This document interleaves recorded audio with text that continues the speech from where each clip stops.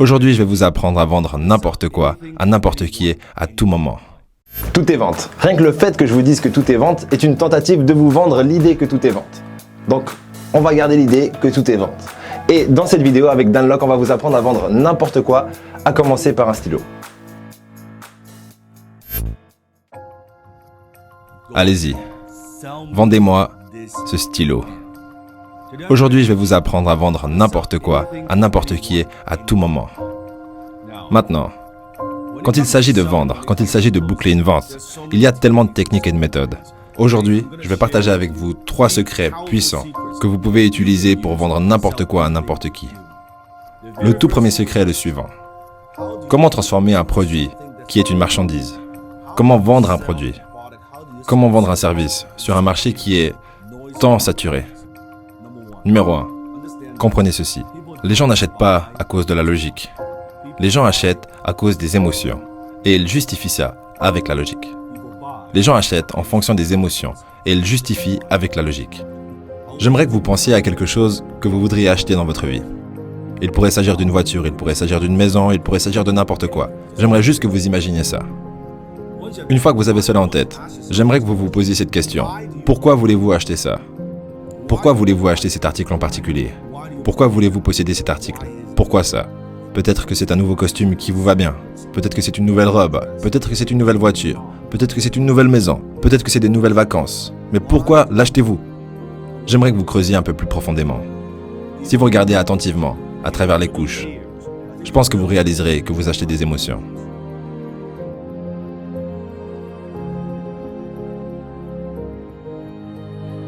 T'es pas sérieux? Peut-être que vous achetez cet article à cause de la cupidité. Vous voulez gagner de l'argent ou vous voulez économiser de l'argent. Ou c'est peut-être à cause de la générosité. En achetant cet article, vous aiderez d'autres personnes. Avez-vous remarqué parfois qu'il y a des entreprises où si vous achetez ce produit en particulier, elles donneront une certaine somme à des œuvres de bienfaisance? Peut-être que vous l'achetez à cause de la générosité. Peut-être à cause de la honte. Comme, si je n'achète pas ça, je vais avoir l'air idiot. Si je ne possède pas ça, je vais avoir l'air idiot. Ou peut-être que c'est à cause de la peur. Comme, si je n'achète pas ça, je vais rater quelque chose. Je ne veux pas rater ça. Peut-être que c'est une échappatoire que de partir en vacances. Que votre travail de 9 à 5 vous rend fou. Et que vous dites, oh mec, j'ai besoin de temps libre. Peut-être que vous le faites et l'achetez à cause du besoin de vous enfuir. Quelles que soient ces raisons, ce sont très souvent des raisons émotionnelles. Alors, vous achetez en raison de vos émotions et vous le justifiez par la logique. Alors pensez-y lorsque vous vendez quelque chose à quelqu'un. Si tout est vente, pour être un bon vendeur, il faut être un bon psychologue. Et pour être un bon psychologue, il faut réaliser que la majorité des décisions qu'on prend ne sont pas basées sur la logique, mais sont basées sur notre système émotionnel. Et notre système émotionnel a été créé à travers toute notre vie. Les traumatismes qu'on a vécus, notre éducation, les systèmes de croyances que ça a généré et notre ADN en partie. L'objectif serait de comprendre le fonctionnement de votre système émotionnel. Quand vous aurez compris votre système émotionnel, vous aurez compris le système émotionnel de la plupart des gens. Ce qui fera de vous déjà un meilleur vendeur. Vous ne parlez que de caractéristiques et d'avantages. Qu'est-ce que cette chose fera pour vous? Ou est-ce que vous appuyez sur ces boutons émotionnels? Dans 2 mois, vous regretterez de ne pas en avoir pris plus. Je me souviens d'une fois où j'étais à Harry Rosen, un magasin de vêtements. Très connu, c'est pour hommes et haut de gamme à Vancouver. Je suis entré dans le magasin et j'étais passé par la section Tom Ford. Et le vendeur s'est approché de moi et a dit « Monsieur, puis-je vous aider ?» J'ai dit « Non, merci, je regarde seulement. » Il a dit « Faites-moi une faveur. Mettez ce costume. » Maintenant, à l'époque, je n'avais jamais porté un costume de Tom Ford auparavant. J'ai beaucoup de costumes, mais je n'ai jamais porté un costume de Tom Ford. Il a dit « Faites-moi une faveur. Mettez ça. » J'ai dit « Ok. » Je l'ai mis. Il a dit « Comment vous sentez-vous ?» Eh bien, on s'y sent plutôt bien. D'accord. Essayez aussi ceci, enfilez ce smoking. J'ai dit d'accord, c'est plutôt classe. Il a dit oh, c'est magnifique. Il a dit monsieur, êtes-vous un fan de James Bond? J'ai dit qui n'est pas un fan de James Bond? Il a dit vous voyez ce costume ici, ce smoking? C'est exactement le même costume, le même design que celui que James Bond porte dans Casino Royale. Vous savez cette scène où il jouait au poker? Putain, c'est stylé, non? Et avant même de m'en rendre compte, j'ai acheté ce putain de smoking. Et c'est beaucoup d'argent, ça coûte beaucoup d'argent. Et si vous y pensez, Qu'est-ce que j'ai acheté? J'ai acheté des émotions. Ce que j'achète que lorsque je porte ce smoking, je me sens bien. En tant que fan de James Bond, je me sens comme James Bond.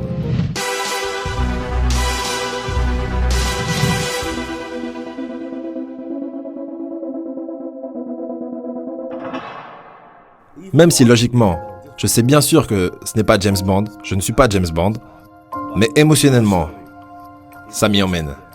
C'est quand même cool que je porte le même smoking, le même ajustement, le même tout. Et ensuite, il m'a vendu en plus cette maudite chemise, et les boutons de manchette, et tout ce qu'elle a avec, vous voyez? C'est ce dont je vous parle. Les gens achètent à cause des émotions, et ils justifient avec la logique.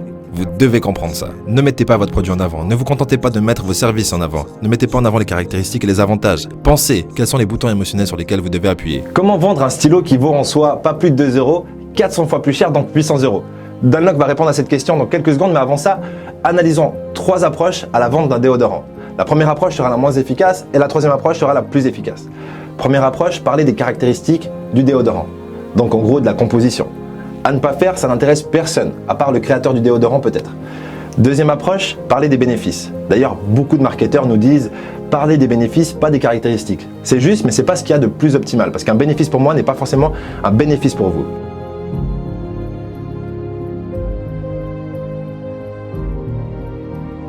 Et troisième approche, c'est d'appuyer sur les boutons émotionnels. Et ça donne ça.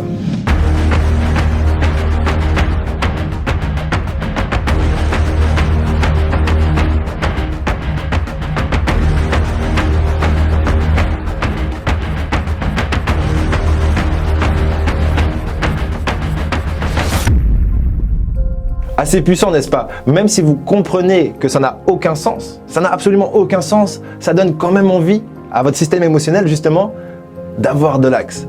C'est ça justement la puissance d'appuyer sur les boutons émotionnels. Même si vous savez qu'on a appuyé sur vos boutons émotionnels, ça marche quand même. Et avec votre conscience, vous allez devoir rationaliser le truc et donner un peu de logique à tout ça et dire mais c'est quoi cette histoire en fait? J'ai pas besoin de stacks, vaut mieux que je m'intéresse à un produit qui a une bonne composition. Justement, c'est là où je voulais en venir. C'est pas parce qu'une entreprise a un excellent marketing et qu'ils appuient avec brio sur tous vos boutons émotionnels qu'ils ont un bon produit. C'est souvent le contraire. Ceux qui ont le meilleur marketing ont souvent les moins bons produits et ceux qui ont les moins bons marketing ont les meilleurs produits. Du coup, qu'est-ce que ça veut dire pour vous? Ça veut dire que ne vous faites pas avoir, mais essayez d'avoir les autres.